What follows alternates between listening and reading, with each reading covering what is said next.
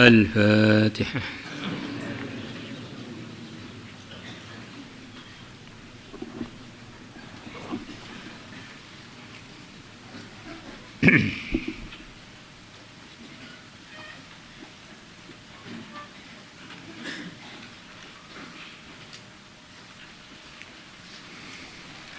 بسم الله الرحمن الرحيم. وعن ابن مسعود رضي الله عنه عن النبي صلى الله عليه وسلم قال: إن الصدق يهدي إلى البر. Sesungguhnya kejujuran menunjukkan kepada kebaikan. Wa innal birra, dan sesungguhnya kebaikan, yahdi menunjukkan ilal jannati, ke surga. Wa innar rajula, dan sesungguhnya seorang laki-laki, la yasduku, sungguh dia berbuat kejujuran, hatta yakuna indallahi siddiqa, sehingga dia di sisi Allah adalah orang yang sangat jujur. Maksudnya sehingga dia ditulis di sisi Allah menjadi orang yang berprestasi, bukan hanya jujur, sangat jujur. Siddiq dengan shadiq itu sangat beda. Kalau shadiq itu orang yang jujur, kalau siddiq itu prestasi yang sangat tinggi dalam kejujuran. Kenapa? Karena keterangan yang barusan kita baca dan yang telah kita baca sebelumnya. Karena kebaikan itu akan menarik kepada kebaikan yang lain. Nah, kebaikan yang bernama jujur itu akan menarik kepada kebaikan, macam-macam kebaikan. Bahkan akan menarik seluruh kebaikan. Maka sifatnya para anbiya adalah siddiq, as-sidqu. Semuanya adalah orang-orang yang jujur. Mereka adalah orang yang mengumpulkan semua kebaikan. Maka orang itu dengan sebab jujur akhirnya jadi berbuat baik ini, baik itu, baik ini, baik itu, sampai akhirnya kejujurannya tadi meningkat sampai ditulis menjadi siddiq. Kurang lebihnya begitu itu. Sebagaimana keterangan kemarin itu, dari jujur dalam janji akhirnya jujur dalam muamalat, dalam jujur muamalat akhirnya jadi rizkinya barokah, dari rizki yang barokah akhirnya dia sedekah sana sedekah sini, dari sedekah sana sedekah sini akhirnya orang yang disedekahi tambah banyak lagi, atau juga dapat hidayah juga, terus nggak habis-habis.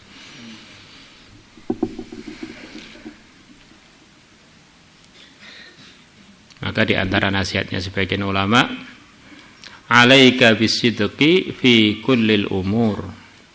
Selalulah kamu jujur dalam segala sesuatu. Wala takdzib, dan janganlah kamu bohong.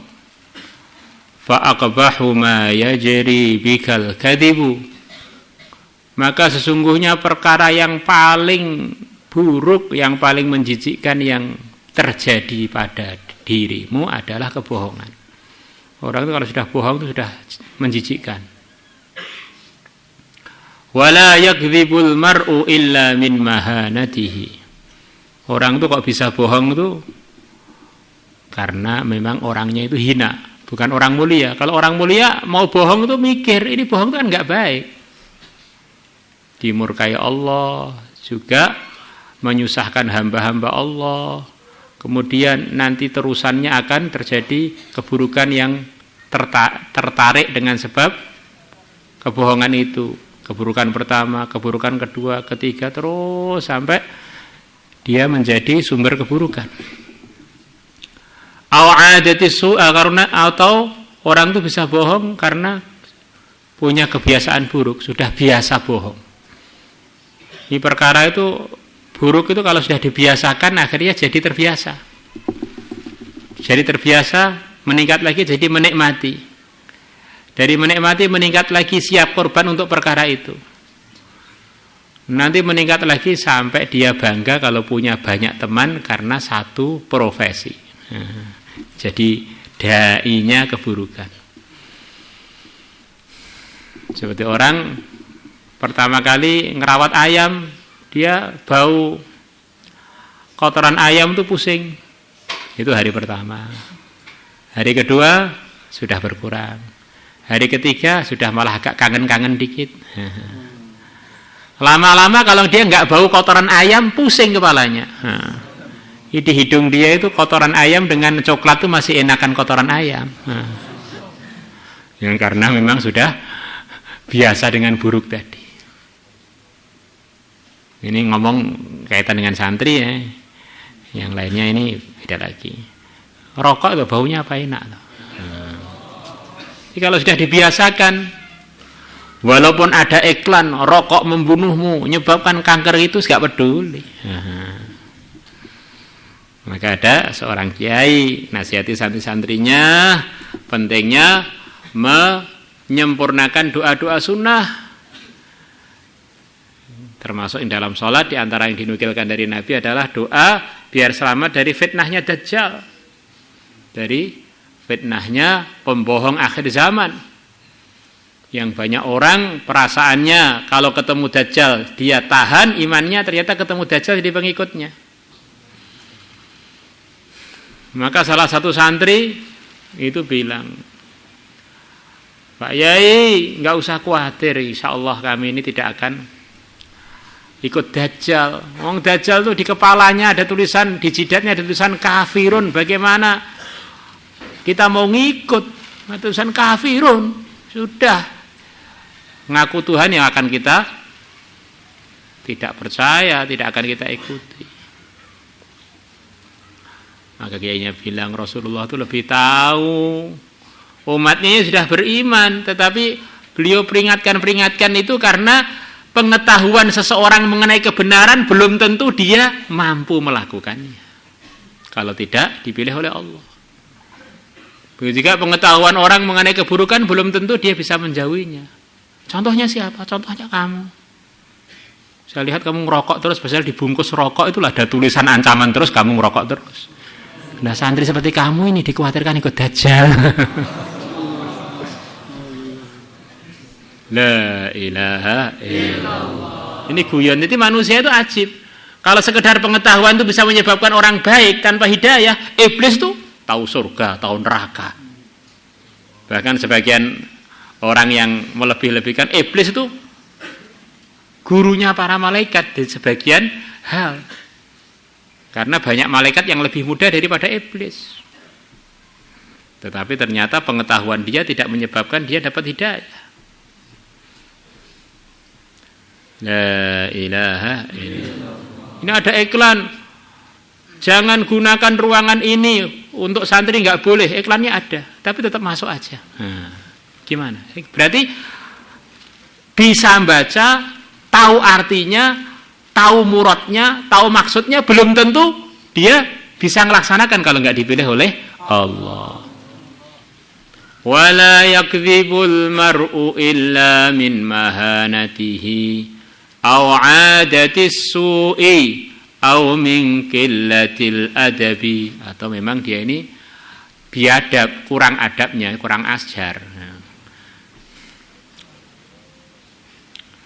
La ilaha illallah. Wa innal kadhiba, dan sesungguhnya kebohongan, yahdi, menunjukkan ilal fujuri, kepada pelanggaran, fujur kemaksiatan, pelanggaran hal-hal yang melanggar.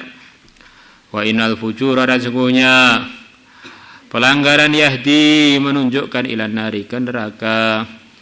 Wa innar rajula, dan sesungguhnya seorang laki-laki, yakdzibu, sungguh dia bohong. Di asalnya itu bibitnya ini bohong sekali, tapi hatta ini tahapan akhir. Akal tu hatta asba, aku makan sampai aku kenyang. Berarti yang hatta asba tadi sudah memasukkan sekian banyak suapan. Akal tu wis mangan sapa ingsun hatta asba'a sehingga mlendang sapa ingsun. Sehingga kenyang sapa saya. Jadi sehingga kenyang itu maksudnya ini tahapan akhir selepas dari tahapan makan.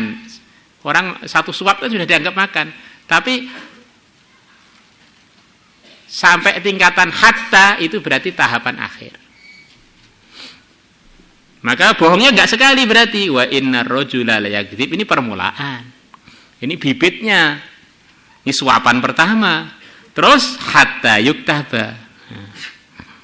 Maka arti yang sebelumnya itu hatta yakuna inda siddiqan itu maknanya seperti akhir ini hatta yuktaba indallahi siddiqan. Hatta yuktaba sehingga dia ditulis indallahi di sisi Allah kadzaban sebagai pembohong. Rawahul Bukhari wa Muslim.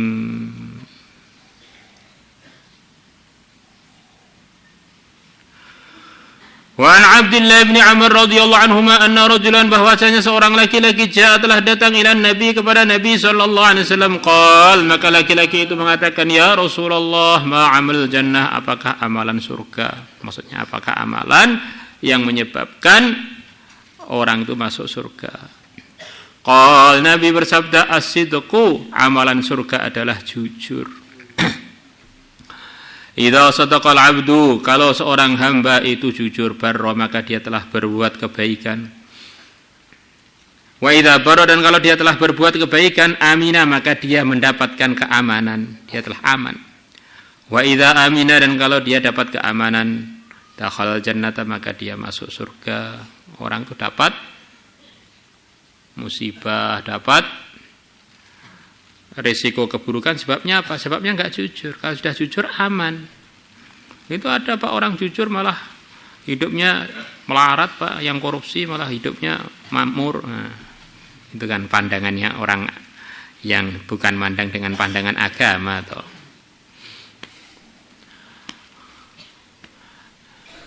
Jadi melarat itu dalam pandangan agama bukan sebagai satu kekurangan. Jadi pelanggaran atau kemaksiatan itulah satu kekurangan, satu aib.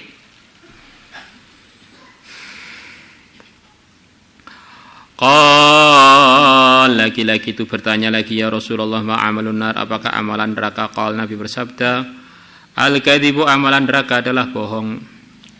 Idza kadzabal abdu, kalau seorang hamba bohong, fajara maka dia melanggar. Wa idza fajara maka kalau dia melanggar, kafara maka dia telah kufur.